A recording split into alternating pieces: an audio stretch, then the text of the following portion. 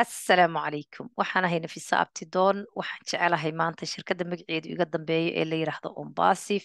in aan kula wadaago warbixin yar oo kooban. muddo badan ayaan maarata dadkayga soomaaliyeed usoo boosigareynayna la wadaagayna laakiin waxaad moodaa in aysan weli fahmin koorka ama dulucda shirkadan iyo waxa ay tahay iyo waxa ay qabanayso. annaka oo isku daynay inaan sharaxna ayaad haddana arkaysaa inay soo noqnoqonayso shirkaddan maxay qabataa si uga faa'iidaystaa iyo waxyaalahaasoo dhan. marka maanta su-aalahaasoo dhan aan ka jawaabaya biidni illaahi tacaala. soo dhawaada. shirkaddan waxaa la yidhaahdaa ombasif sida magaceedaba ka muuqata. waxa ay shirkaddaanu maaragtay tahay information technology company. waxa ay ku shaqaynaysaa waxaa loo yaqaan garaadka macmilka ama waxaa loo yaqaanaa artificial intelligencega AI-ga. shirkaddan waxaa soo bilaabay nin muslin ah oo magaciisa la yidhaha ashmo farax. ashmo farax waa nin falastiini ah asalkiisa macnaha waddanka falastiin kasoo jeeda laakiin degan ama ku dhashay ama ku barbaaray wax ku bartay waddanka maraykanka. ma aragtay aabba ah laba ciyaalo leh ma aragta halkaana wax ku bartay. ash waxa uu bartay waxaan loo yaqaano information technology-ga ayuu wuxuu ka haystaa master degree. waxa uuna leeyahay khibrad ka badan 25 sannadood oo khibrad ah oo maxaa la yidhaahdaa information technology-ga iyo AI-ga waana upgrader.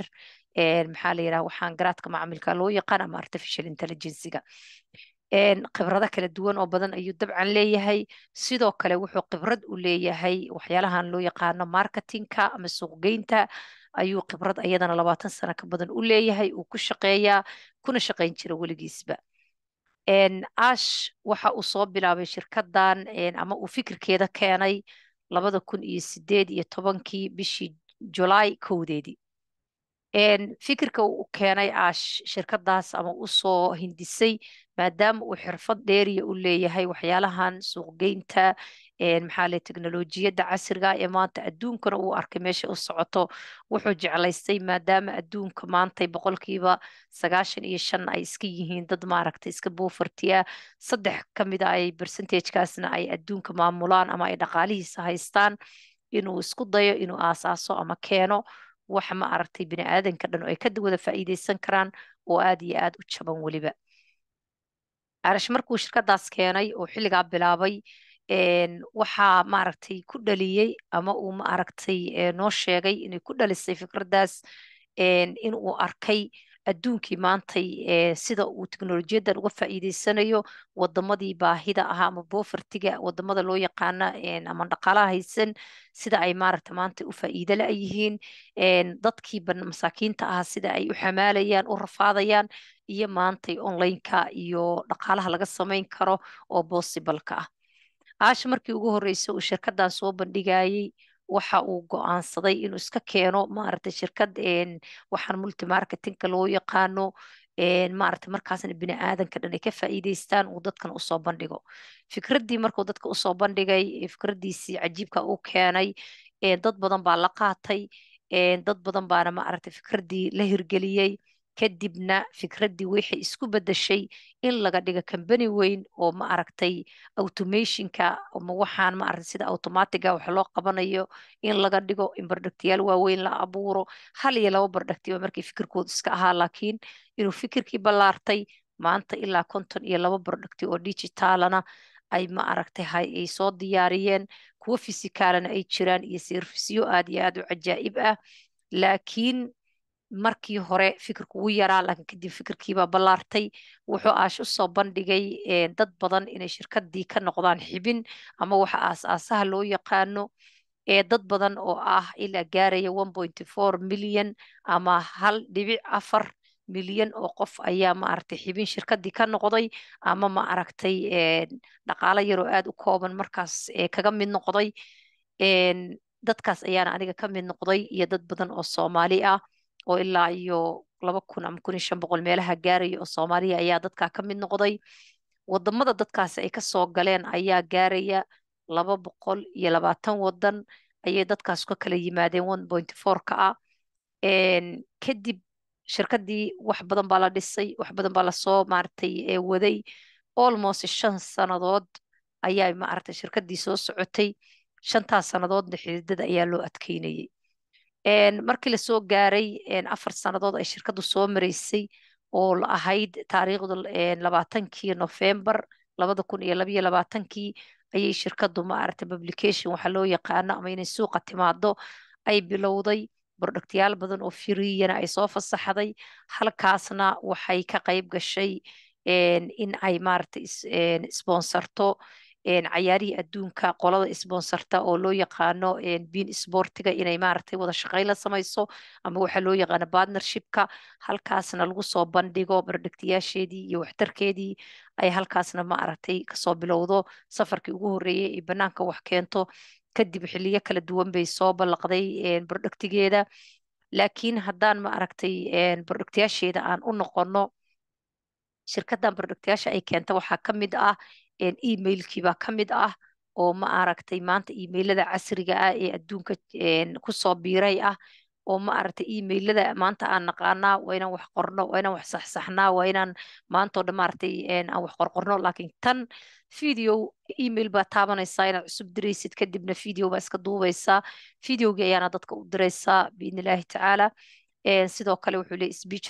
taxi to speech macnaha inaad qoraalkii adigu iska hadli kartid laakiin qoraalkii lagu qorayo AI-ga uu kuu qorayo inaad adiga ma aragtay qoraalkii dhageysan kartid oo ma aragtay cod ahaan lagaaga dhigi karo iyo wixii la mid ah sidoo kale waxay haysaa oy keentay barihii bulshada ama social media wixii loo yaqaanay oo runtii casri ah oo waxa weeyaan haddii magacaaga la hagarayn jiray ama dhibaatooyin lagu samayn jiray aan lagu samayn karin qofku ay tahay inaad marka hore adigu iska soo baadho iska verified garaynaysid cajaa'ib ah 18 sano qofka yar uusan loo ogolayn inuu galo oo business maaragtay design u samaysan ama ganacsiga loogu talagalay oo cajaa'ib ah oo wax maaragtay bilaa macniya iyo muusig iyo naaqaawan iyo bakti midna kaa hor imaanaynin oo cajaa'ib ah waxay keentay video conferencing ama maxaa la yiraahdaa maqalka iyo muuqaalka ee videogan kan sida productyaashan sida zoomka oo kale ah maaragtay laakiin ka casirsan oo maanta cajaa'ib ah waxay keentay qaybtii maaragtay xisaabinta qaybtii maaragtay revenue-ga macnaha maxaa la dhahaa qaybtii maaragtay HR revenue-ga maa la dhahaa lagu xisaabiyaasha iyo xisaabaha iyo wax lagu kala degsado qaybtii ma aragtay groupinka iyo sida whatsapp oo kale ahayd laakiin cajaa'ib ah qaybo aad u fara badan oon halkan kusoo koobi karin qayb maxaa leeyahay fundraise lagu samayn karo sadaqooyinka iyo aad ku guri kadhid maxaa leeyahay fundraise waxa la yiraahdo oo runtii cajaa'ib aan ogahay maanta waddankayga soo ugu baahan yahay qaybtii platformkii waxbarashada oo e-learningkii ama qaybta online wax lagu baranayay oo maanta jaamacadaha adduunka ay ka maaragtay ilaa 1500 oo jaamacadood oo maanta wadamo qaaliya ku yaala ay saxiixeen ay maaragtay isticmaalayaan platformkaas waxbarashadoodana maanta adiga oo Soomaaliya jooga ama wadan kale jooga aad maanta ku baran kartid shahaadadaada ku qaadan kartid wadankaaga oo cajaa'ib ah oo maasha Allah runtii aan ogahay inay wadankayga ay tahay inuu maanta ka faa'iideystaan waxaasoo barodhagtiyaala iyo kuwa ka badan kuwii domainka hostinka create website kuwii kuu sameynayay you name it adiga unbaa daalaya saad midba midka kale ugu gudbaysa ilaa 52 barodhagti oo midba midka kale hal shirkad uu mid walba keligii noqon karo ayay keeneen kadib marka intaa keeneen shirkaddii waxa ay furtay maxaa la waxaad isweydiin kartaa maxaa la yiraahdaa maxaan ka faa'iidaya dadka Soomaalidu inta badan waa dadka lacagta daraf garaysa ama money driven ka la yiraahdo dhaqaala unbaa maaragta Soomaali dhigtooda ku soo dhaca wax kale oo ay dhagahooda maqli karaan ma jirto marka shirkadaanay toole horta waxaad uga mad noqonaysaa ama aad uga soo qayb galaysaa si bilaash ah oo cid shilin lacaga ku weydiin maysa marka ugu horeysa waxaad isaga diiwaan gelinaysaa si free ah email wax la yiraahdaad samaysanaysaa magacaaga baad rajiis garaysanaysaa oo mailkaas ayaad samaysanaysaa gmailkaaga caadiga ah ayaad si alternative ama si maarata haddii wax kaa qaldamaan lagugu soo diro koorka aad ku darsanaysaa ecosystem wax la yiraahdo oo shirkadu leedahay ama one stop shopkooda ayaad imaanaysaa markaad imaatidna productyaasha kuwa freega baad isticmaalaysaa si bilaash ah kuwooda lacagta ana subscription ama subscribe wax leeyahay inta ku samaysatid ayay shirkadu ayada ku suuq geynaysaa laakiin haddeer waxaa inoo furan linkigii aan dadka kusoo casuumaynay ee ay gudaha ku imaanayeen ee ay ma aragtay barnaamijkan ku arkayeen, laakiin weli beecii ama iibsashadii ama subscriptionkii ma una bilaaban. Any minute maantay berri saa dambe ayaa laga yaabaa maalmaha nagu soo fool leh in uu bilowdo. laakiin maxaan ugu yeeraynaa dadka oon anagu u leenaa war ka faa'iidaysta. maalin dhaweyd oo la weydiiyey CEO-ga shirkadda la weydiiyey ma laga yaabaa in maaragta dadkan dib u iibayaasha ah, dadkaas founderska already 1.4 aan kuu soo sheegay, baabkoodu ayaga sanadkii hore 2022 bishii Juun 22 ayuu xirmay, oo already sanad baaba kasoo wareegay iyo maalmo. laakiin waxaa la furay waxa la yidhaahda resellers ama dib u iibgeeyaal iyo customer, inuu qofkii customer ka noqdo productiga isticmaalo iyo inuu asagu dib u sii suuq geeyo, oo waxa weeyaan productyasha intuu subscription ku samaysto uu sii suuq geeyo. marka su-aashii la weydiiyaa waxay ahayd ma laga yaabaa dadkan resellerska ama dib u iibgeeyayaasha ah in ay maaragta baabkoodu soo xirmo oo waxa weeyaan laga tanaasulo oo waxa weeyaan ay maaragta dhammaato. haa buu yiri, haddii aynu gaarno xadka loogu talagalay already waxaa kusoo shubmaya shirkadda oo maalinle isaga diiwaangelinaya dad aad iyo aad u fara badan. already adiga muddo 3-4 asbuuc ka hor ahayd ecosystemka shirkadda 2 milyan iyo maxaa le 200,000 oo qof ayaa ku jirtay. maanta waan hubaa 3 milyan iyo bar inay gaareen haddaysanba kaba badnayn. saa maadaama dadki ugu soo shubmayaan, shirkaddu waxay u baahan tahay meelay daatadoodii ku kaydiso, meelay ku hoosti garayso warbixintooda, meel lagu kaydiyo. dee dabcan waxaa laga yaabaa 10 milyan hadday gaarto inay xiraan oo la yidhaahdo dib dambe loogama faa'iidaysan karo fursaddan oo ay buuxsanto, macnaha because capacity-ga ay wax ku celinayaan ayay mar walba ku xiran tahay. marka wuxuu yidhi intaynu rabno dadka markaan gaarno dabcan waa iska joojinaynaa ama waan iska xiraynaa. su-aashaa waa la weydiiyey. marka sidaa daraaddeed waxaa aniga maaragtay aan mar walba u qaylinayaa, aan usoo gudbinayaa war barnaamijkan dadkeena Soomaaliyeed hala gaarsiiyo oo ha looga faa'iideeyo, maadaama ay si firiya kusoo galayaan. markay soo galaanna ay tahay inay si bilaasha kusoo galayaan, bardhagtaash firiga isticmaalayaan, way tijaabinayaan, way search garaynayaan, way baranayaan, waxbay fahmayaan. kadib markay bardhagtaashan soo baxaanna aad iyo aad lacag u yar oo runtii mar aash in badan ama CEO-geena la weydiiyey wuxuu sheegay wax ka yar $100 in bardhagtayaasha qaarkood lagu subscribe garaysanayo oo aad iyo aad u yar. shirkaddan ayaa kuu suuq geynaysa. shirkaddaani ma aha adigu wix intaad gadatid ama subscribe garaysatid adigu ma iibgeynaysid oo maaragta dad uma geynaysid, ma qaylinaysid, multi marketing ma ahan. adigu maaragtay dad isku soo maaragta soo casuul laguma leh, laakiin annaga ayaa la jecel dadkayaga Soomaaliyeed in ay maaragta isgaarsiiyaan barnaamijkan oo waxa weeye intay kasoo mid noqdaan si bilaasha ay fiirfiiriyaan, ay maxaa ka bogtaan, hadday ku qancaan oo ecosystemka markay yimaadaanna oy wax fahmaanna inay ka faa'iidaystaan. sababtoo ah hadhow waxa ay dhibaya intay dad yar oo Soomaaliya meesha ka faa'iidaysato hadhowna fursaddii ay ka buuxsanto ama laga mashquulo. xitaa annaga haddii shirkaddii ganacsigu inoo furmo iyo shaqadii oo websaytyadeedii waxayagana ku mashquulayna, waxaa laga yaabaa in aanan fursad u helin ama qof kaloo Soomaaliya oo shirkadda ku jira uusan fursad u helin inuu ka qayliyo meelahan social mediaha uu maaragta dadkii dhaho war soo galay war yeelay, wallahina fursad loo helin baa suuragal ah. marka intaan aan fursadda hayno oo maalmahan aysan shaqadii weli bilaaban ayaan xoogga isugu geynaynaa inaan dadkayaga Soomaaliyeed niraahno war fursaddaani waa mid aan berri ku soo mari doonina maanta ka faa'iidayso. oo waxa weeyaan dhayalsan hadalkayaga ee barnaamijkan indhaha u fur, because aad baan uga xumahay inaan dadkayga Soomaaliyeed oo baahan ama maaragtay rafaad iyo boofurti iyo gaajo ku nool inay maaragtay barnaamijkan ka dhammaado. marka walaalayaal shirkaddan 10 arrimood ayaan rabaa inaan idinla wadaago oo maxaa la yidhaahdaa aan isleeyahay in aad ka faa'iidaysato way mudan tahay. horta marka koobaad ama qodobka koobaad waxaad ka mid noqonaysaa shirkad unicorn company. unicorn company waxaa la dhahaa kambaniyyaasha waaweyn ee maanta magaca leh ee sida maaragtay maantay Apple iyo maxaa la Alibaba iyo Amazon maanta waa unicorn companies baan dhihi karaa. laakiin ayadu maxay isku biirsatay ayada oo maaragtay maxaa la yidhaha shirkad weeye shirkadahaasi, laakiin ayadu waa waa 52 shirkadood iyo ka badan oo soo socota oo isbiirsaday. marka tan koobaad shirkadaas unicorn company-ga ah ayaad ka mid noqonaysaa. marka labaad ama qodobka labaad waxa weeyaan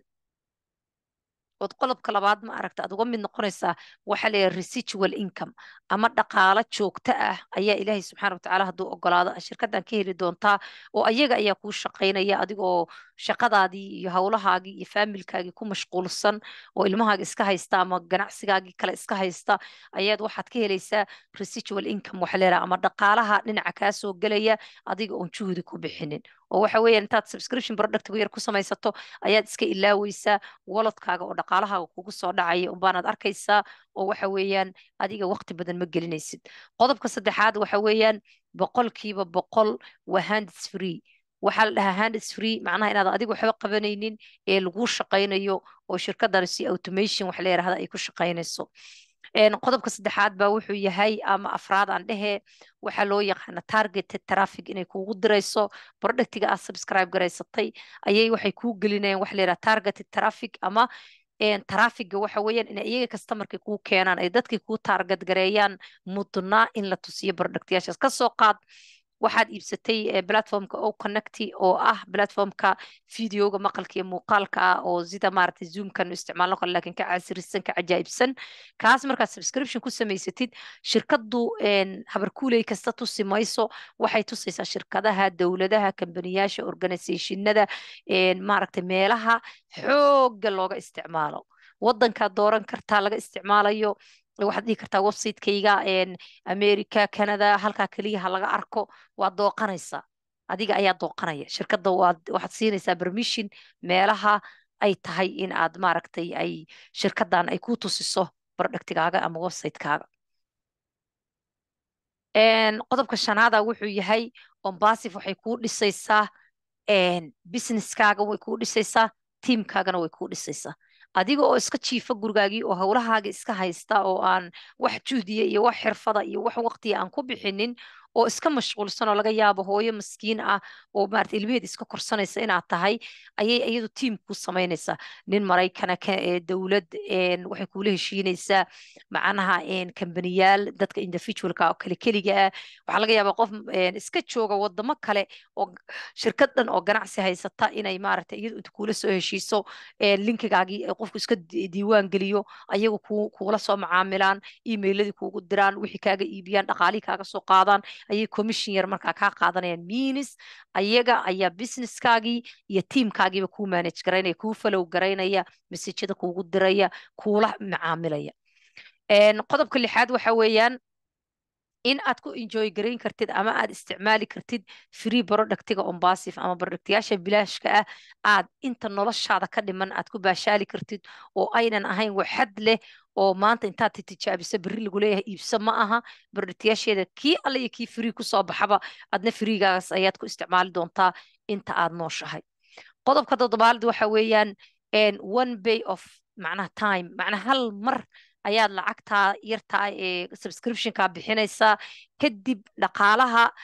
subscriptionkaas bil walba uu ku baxaya profetka ama dhaqaalaha iyaga aad ka samayso ayay kaaga soo haraysaa 10 jibaar ka badan ayaad ka samaynaysaa marka hal mar ayaad bocketkaaga ama jeebkaaga dhaqaale ka soo baxaya oo waxa weeyaan dhaqaaluhu ma aha mid mar walba jeebkaaga loo soo noqonaya hal mar ayuu ka baxayaa inta kale iyada ayaa maaragtay iswadaysa sustainability ayay wax leedahay leedahay ama joogtayn inay wax joogaya tahay aynan ahayn shirkad ku meel gaarahoo marba dhinac dadkeena soomaaliyeed waxaa wareeriyey shirkado maaragtay mlm la yiraahdo ama multimarketing oo waxa weeyaan maalinba meel u yaac qofka adoon qofkan keen lugtaan dhis lugtaan baa gaabatay waxaas waad ka bixi doontaa waa ku ballan qaadaya ombasif hadday suuqa timaado in aadan u baahan doonin in aad waxaa dambe ka daba wareegto biidni illaahi tacaala qodobka sideedaad ood ka faa'iidaysanaysid ayaa wuxuu yahay massive marketing campaign ay samaynaysaa shirkaddu macnaha suuqgeyn waalan ayay samaynaysaa ma xoog u badan oo waxa weeyaan halkaas ayaa dhaqaale aan caadi ahayn uu ka imaanaya oo waxa weeyaan keliya productigan yarood subscribe garaysatay mooyaane dhaqaale kale ayay shirkaddu soo gelinaysaa dadka oo hadhow ay u qaybin doontaa biidni illaahi tacaala qof kasta ee ecosystemkeeda ku jiraana uu dhacdhaca ka helayaa haddii ilaahay idmo oo kasii baxsan midka productiga aad iibsatay haddii ilaahay yidhaahdo waxaa kaleeto ood ka faa'iidi kadhaa xitaa $1 haddaadan haysanoo miskiin yare ardaya ama gabar yaroo masaakiino jaamacad dhigata aad tahay oodan waxba dhaqaale heli karinin aad wax ku subscribe garaysatid only ecosystemkaad imaanaysaa become affiliate baad taabanaysaa waad subscribe garaysanaysaa waa meeshaadaad iska joogaysaa linkigaaga lagu siiyo ayaad waxaad la wadaagi doontaa walaalahaaga kale ee wax haysta kuwaasu markay wax iibsadaan ayaa dhaqaale kaaga imaanaya dhaqaalahaas kaaga yimaada ayaanad productyaashku iibsan kadhaa isticmaali kadhaa ku baashaari kartaa adiga oon $1 on baasif kusoo gelin ayaad ka samayn kartaa dhaqaale haddii aad tahay qof caqligiis u shaqaynaya weliba dadkan dhalinyarada ah maaragtay dadka ku xiran ardada ah jaamacadaha dhiganaya dadka ku xiran runtii adiga oon waxba $1 aan ku darsan on baasif ayaa dhaqaalo aad iyo aad u muhiima ka isticmaali ka faa'iidi doontaa baan ka wadaa haddii ilaahay idmana taasna ballan aan ku qaadnay inaan dadkeena Soomaaliyeed ka caawino ama aan ka gacan qabanno maxaa la yiraahdaa qodobka kale oo ugu dambeeyo 10aad ayaa wuxuu yahay in aad ka tegaysid wax leeraa legacy ama cirib dambeed ama magac inaad kaga tegaysid dadkaaga iyo dalkaagaba dhaqaale fiican aad kaga tegi doontid ilmahaaga faamilkaaga dadkaaga iyo dalkaagaba aad haddii ilaahay subxaana watacaala oo baasif uu kuu kala kiciyo aad ka tegi doontaa maanta ilmahaagii ood baahi iyo faqri iyo gaajo kaga tagtay waxaa ka mudan adiga oo maanta inta fursadahan ka faa'iidaysta dadkaaga wax ciribreeble uga taga akoonka maanta aad baasif ka samaysataa haddii rabbi subxaana watacaalaha sida aan jecelnaha uu nooga dhigo waxa weeyaan waa dhaxalgal ma aha mid maanta iyo berri ku eg ilmahaaga kaa dhaxli kara ilmahooda kasii faa'iidaya 100 sano 200 oo sano soo socota haddaad dhimato ayaa akoonkaaga laga sii faa'iidi karaa ma aha wax qofka shaqsiga ku xiran wuxuu leeyahay heritage maxaa la dhahaa dhaxalka waxa la yiraahdo option abuu leeyahay ood u saxiixi kartid ilmahaaga iyo dadkaaga aad kaga tegi kadhid runtii waxa anagu aan aragnay ama fahansanaa haddaad fahansanaan lahayd kelmadeyda maanta waa sadaqi lahayd waxaan kusoo koobayaa in aad maantay xaggee warbixinta ombasif ka heli karaa ayaa laga yaabaa inaad isweydiinayso ombasif warbixinteeda linkiga videogan hoostiisa yaalla waad ka geli kartaa oo halkaa iyo websiteka aan idinkaga tegaya shirkadda iyo linkiga privateka anigu aan shirkadda ku leeyahay labadaba midkaad rabtid ayaad inta gasho oo soo baadho ayaad samayn kartaa sidoo kale ombasif lagama helo maxaa la yidhaha ama qofkii videogan kuu soo diray linkigu ku siiya ayaad qaadan doontaa sidoo kale ombasif lagama helo maxaa la yidhaahdaa androidka iyo appleka kuma jiraan storieskooda weli wiigaga soo socdaa app store bay ku app storeka la soo gelin doonaa laakiin weli lama soo gelin ecosystemka ama ombasif markaad iska diiwaan geliso halkaas ayaad linkiga maxaa la yidhaha aad soo dhowlad garaysanaysid oo appkaaga aad mobilkaaga soo saaranaysid uu kuu yaala laakiin ma yaalo maxaa la yidhaahdaa meelahan suuqa ah oo waxa weeyaan meelaha istoorada fadlan kuwa beena ayaa ku jira haddaad google garayso oo tuuga ah warbixintaada halkaa ha iska gelinin keliya waxaad ka heli kadhaa websiteka ombasif oo ah www.ombasif.com iyo maxaa la yidhaahdaa linkigiisuna halkan hoose uu yaalo ayaad keliyaad ka heli kadhaa iyo warbixinta annaga nagala soo xiriidho labadaba waad ka heli kadhaa free baa tahay inaad shirkadda websitekeeda tagta aad markaa xibin ka noqoto ama aad register ka noqoto xor baad u tahay laakiin waxaad ogaataa qof Soomaaliya oo ku caawinaya hoostiisa hadaadan ku soo dhicin oodan gruubadiisa iyo tiimkiisa ku soo biirin waxaa laga yaabaa inaad lunto markaad weydo training iyo warbixin iyo meelaad wax ka fahanto marka waxaan kugula talin lahaa qofka kuu soo dira videogan linkiga uu ku soo raaciyo fadlan in aad linkigaas isticmaasho ood qof Soomaali ah si aad linkigiisa u soo gasho sababta shirkadda linkigeeda haddaad gasho dee dabcan shirkadda hoosteeda ku dhacaysa kadibna waxaad weynaysaa qof Soomaali oo ku caawiya taa waa taas meeqa lacag ah su-aashaad isweydiin kadhaa waxay tahay meeqa lacag ah ayaan u baahanahay ombasif inaan u diyaarsado subscriptionka kadib marka aan free testingka iyo barnaamijka kuwa freega aan isticmaalo kuwooda lacagta ah maxaan u diyaarsan karaa waa su-aasha isweydiinaysaa baraysko aan kuuma sheegi karo laakiin waxaan kuu ballan qaadayaa dhaqaale aad u jaban oo aadan weligaa maskaxdaada soo gelin shirkad intaan la eg in looga mid noqdo in aad ku soo geli kadhid $100 iyo wixii la mid ah. laakiin baageejyada ama xirmooyinku maadaama ay kala duwan yihiin price go-an hadda kuma siin karo, laakiin waxaan kuu ballan qaadayaa lacag ku cayrinaysa inayna noqon doonin. saan kuu sheegana free ayaabaad uga faa'iidaysan kartaa. waxaa isweydiin mudan, haddaan ombasif soo galo maxaan ka faa'iidayaa? waxaad ka faa'iidaysaa productashafkooda freega waad isticmaalaysaa. aqoon iyo maaragta learning baa yaalla meeshaas ood ka faa'iidi kadhaa. webinaro joogta ah baa yaalla oo maaragtay soomaali kuwa ay bixinayaan iyo kuwa maxaa la yidhaha caddaan ku bixinayaan. waxaad baran kadhaa oo haddaad blogga ombasif aad ku xirnaato AI-ga cilmiga artificial intelligence-gaad baran kartaa oo koorsooyin free ah meesha ka buuxa. waxaad baran kartaa maxaa la yidhaahdaa marketingka, suuqgeynta, xirfadaha kala duwan, personal developmentiga, cilmi dhammaantiis ayaad ka baran kartaa meeshaas. waa haddii aad tahay qof maskaxda u furan tahay. haddii maxaa la yidhaha lacag maskaxda keliya ay ku xiran tahana oodan cilmiga iyo caqligaaga aadan kordhinayna, dabcan kaasi faa'iide kuma le. sidoo kale ma ku qasbanahay in aan suuq geeyo bardhagtayaasha ombasif? maya. ombasif ayada ayaa kuu suuq geynaysa, ayada ayaa kuu iibinaysa, lacagti kaaga soo qaadaysa, walletkaagana kuugu soo shubaysa. soomaalida waxaa laga yaabaa kelmaday isticmaali jireen cajaa'ib oo jiif iyo jaq la yiraahdo inay jiri jirtay. waxaa ma ahan, oo dee waxa weeyaan platformkaaga adiga ayaa xor u ah, oo waxa weeyaan ay tahay in aad mar walbaba ka warqabto, furato, subscription ku samaysato. wax aadan ombasif adigu u idmanin inaad kuu qabtaan ayagu kuu qaban maayaan. haddaadan productiga subscribe ku samaysan ayagu kuuma suuq geynayaan. haddaadan adigu dhihin waxaa ii yeela idin kuma yeelayaan. waa inaad wax walba adiga aad taabato. aniga iyo walaalaha ila midka oo soomaaliyeed oo badan ayaana u taagan inay kaa caawiyaan wadada loo marayo. su-aasha kale oo laga yaaba inaad maskaxaada ka guuxayso ayaa waxay tahay, ma ku qasbanahay in aan dad keeno? ya ma ku qasbanahay in aan dad keeno? maya. hal qof inaad ombasif u sheegto iyo inaad ku soo casuunto midna kuma qasbanid, sababta lagaaba dooni maayo. shirkaddan dadka ayadaa keenaysa, xayeysiis waalan bay gelinaysaa, maxaa suuq geyn, advertisementi, burji khaliifa iyo waad aragteen maanta meelaha ay shirkaddu si ay maarata xayeysiiska inaba caadi ahayn ay uga wado. dhammaan waxa weeyaan wax maarata suuq geyna oo adiga ay kaa doonayso iyo xayeysiis iyo inaad dad u sheegto midna ma jirto. anigaan idinla hadlaya account founderaan ku leeyahay, uma baahni inaad adiga ku xayeysiiyo. waxaa igu filan wiilkayga wiilkiisa, waxaa ku filan dhaqaalaha akoomadayda founderska iga imaanaya. laakiin aniga anaa go'aansaday oo waa wax iga dhex guuxaya inaan dadkayga soomaaliyeed caawiyo, anigii walaalaha ila midkaaba. marka walaalayaal, kaagama baahna ombasif dad inaad u sheegto iyo inaad suuq geyso. haddaa adigu doonayso linkigaaga, maadaama shirkadu si friya kugu siisay, adigu waad u sheegi kartaa walaalahaaga, faamilkaaga, asxaabtaada. haddii aad wax ka faa'iido waad ku sii casuumi kadhaa, laakiin kuma qasbanid. shirkaddu ilaa iyo hadda xaggee bay degan tahay? xaggeen ka fiirin karaa? sideen u ogaan karaa inay shirkad saxa tahay iyo in kale?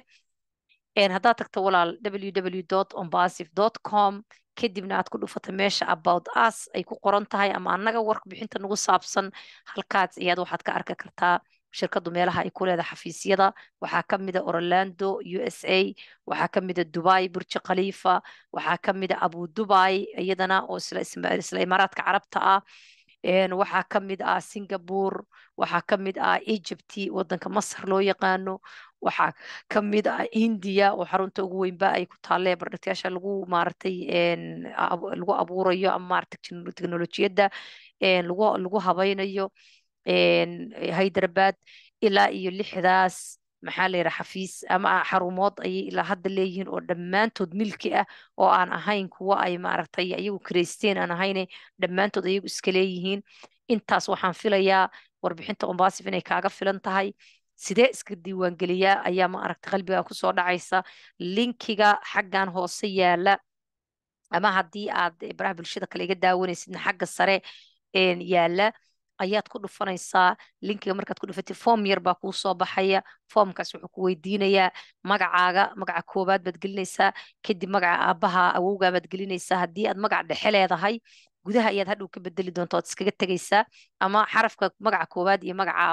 aabbaha baad isku dhejinaysaa kan awowgaana dhinaca kalead ku qoraysa space ha u dhexaysiinin labada magacood isku box ku qoraysa isku dheji hadhow ayaad kala sikin doontaa gudaha markaad tagto kadibna owmail wax leerahaad samaysanaysaa owmailku waa shirkadda waxa ay ku shaqaysaa platformkan emailka iyadoo ay iska leedahay owmailka la yiraahdo waa inaad mid samaysataa haddaad dooranaysaa for example magacaaga oo kale ama magacaad jeceshahay ama naynaas aad adigu leedaho jeceshahay baad ku qoranaysaa at owmail.ai already way qoranta uma baahna inaad ku qordho keliya waxaad ku qoraysaa maxaa la yiraahdaa inta kale ka horeysa unbaad ku qoraysaa kadibna gmailkaaga ama hotmailkaaga ama yahoo midka aad leedahay meel lagaala soo xiriiro ayay shirkadda u baahan tahay biliis meeshaas gmail qalada ha iska gelinin ama waxaan la geli karinin sababtoo hadhow berri ka maalin markaad subscription iyo mustaqbalka samaysanaysid way ku weydiin doonaan haddii wax kaa qaldamaan oo passwordkaad aqoon weyso kale koor bay kuugu soo dirayaan marka gmailkaaga saxda ama hotmail whatever haysatid oo saxdaabaad alternative meesha ku qorantaa gelinaysaa kadibna password baad create garaysanaysaa oo adag oo waxa weeyaan xaraf magac capital ka bilaabanaya magac oo capital xarafka ka bilaabanaya kadibna maaragtay nambaraad ku daraysaa kadib xarafka adda ama xarafka lacagta ama percentage waxaasaad ku daraysaa mar kalead ku celinaysaa kadibna register ecosystem meeshay ku qorantaa taabanaysaa gudaha markaad ecosystemka soo gasho congratulation buu ku leeyahay markiiba $10 oo credit uu ku siinayaa oo aad ku maaragtay suuqa kaga adeegan kadhid gudaha markaad saa usoo gashana waxa uu maaragtay ku leeyahay meesha wejigaaga ku aadan waxaa arki doontaa meelay ku qoran tahay become an affiliate waa inaad agreementigaas ama heshiiskaas shirkadda aad saxiixdaa haddii kale shirkadda ka mid noqon ma kartid waa inaad meesha ku dhufataa become an affiliate aad saxiixdaa documentigaas kor baad u qaadaysa ilaa meesha ka dhammaato kadibna sharciga aad haysato ama waddanka aad joogto aad markaa sharci ka haysatid ayaa dooranaysaa haddaad Soomaaliya joogto haddaad UK Canada meeshaad joogtid baad dooranaysaa kadibna boxka yaree cad baad fartaada inta saa ugu cadaadisid baad saxiixaysaa labada meelo ka hooseysa tigtig siinaysaa kadibna accept baad leedahay sharcigan waana qaabilay waa privacyga iyo policyga shirkadda waad saxiixday gudaha markaa soo geshid oo intaa soo samaysid meel ay ku qoranta waxaad arki doontaa marketplacekaasaad ku dhufanaysaa o connect iyo o tracker laba product oo la yiraahdo oo tijaabadooda aad sii subscribe garaysan kadib baa yaala kuwaa subscribe garayso kadibna maarata productyaasha freega oo dhan meesha ku dhex yaalaan intaa wixii ka dambeeya markaad halkaa marayso waxaad la soo xiriiri doontaa qofkii aad linkigiisa isticmaashay hadduu aniga yahay iyo hadduu qof kale yahayba qofkaas ayaa ku guide garaynaya groupkeena Soomaalida kugu soo daraya ku baraya waxa la samaynayo iyo sida loo samaynayo iyo meesha dambe la marayo biidna Ilaahi tacaala waxaan rajaynayaa intaas inay noqoto warbixin kooban oo ku anfacada oo waxa weeyaan qofka kale oo walaalka ah ee markaad danaynayana aad u sii gudbin kartid guuleysta oo walaashii nafsaabta doono idin leh asalaamu calaykum waraxmatullaahi wabarakaatu